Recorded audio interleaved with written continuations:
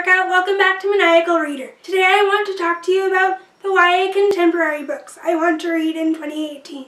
The first book I have is The Beginning of After by Jennifer Cassell. This book follows a girl named Laurel and how her world changes when her parents and her brother are killed in a car accident. The person behind the wheel is the father of her bad boy neighbor, whose mother is also killed in this accident. Laurel is thrust into a reality where her and her best friend grow apart, and boys may or may not be approaching her out of pity. Her and David will always be connected through their loss, and she finds herself getting attracted to him against her better judgment.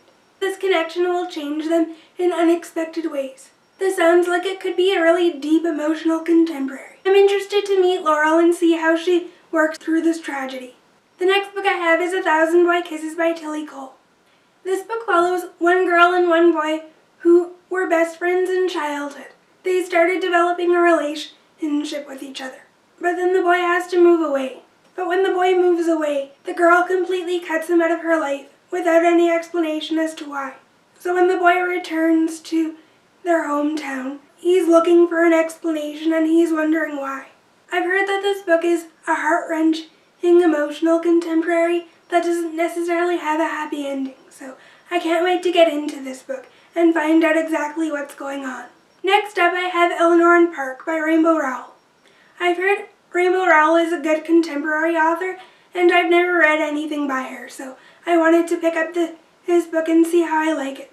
I know nothing about this book, and I've heard that it's best to go into Rowell's books blind, so I can't wait to read this book and find out if I like her as an author. We'll see. The next book is Did I Mention I Love You by Estelle. This book follows a girl named Eden Monroe, who moves to California looking for a summer of fun with her friends. But she meets things that she didn't expect. A father that she hasn't seen in years, a new stepmother, and 3 new stepbrothers. Eden gets a fancy room in her new house, but she gets a room right next to her stepbrother named Tyler Bruce. Tyler has a big ego, and she cannot stand him, but they seem to be thrown together a lot because his group of friends pull her into a life of getting into trouble and partying. But as she begins to understand Tyler, she starts falling for him. This sounds like a cute contemporary, and I'm looking forward to reading this trilogy. I've heard great things about it. Next up I have Second Chance Summer by Matson. I don't really know much about this book other than the fact that it follows this girl named Taylor, who spends a summer at her family's old lake house, and something unexpected happens to her father in this book. I've been wanting to get into Matson, and I've heard that this book is deeply emotional, so I might like it.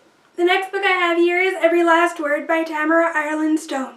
This is a standalone, and it's one of the books that I received for Christmas. I'll put a card in this video or link it down below. This book follows a girl named Sam who suffers from purely obsessional OCD, and she's a popular girl in school, but none of her friends knows that she has this disorder. So she keeps this disorder a secret.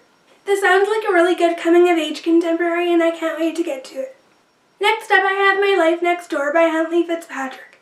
This book follows a girl named Sam who is neat and orderly, just like her politician mother. But her next-door neighbor, the Garretts, are loud and messy and irresistible, and she finds herself falling for her next-door neighbor. And the last contemporary I have on this list is Hate List by Jennifer Brown. This is a standalone, and it follows this girl named Valerie, whose boyfriend, Nick, opened fired in the school cafeteria. And Valerie finds herself implicated because of the list.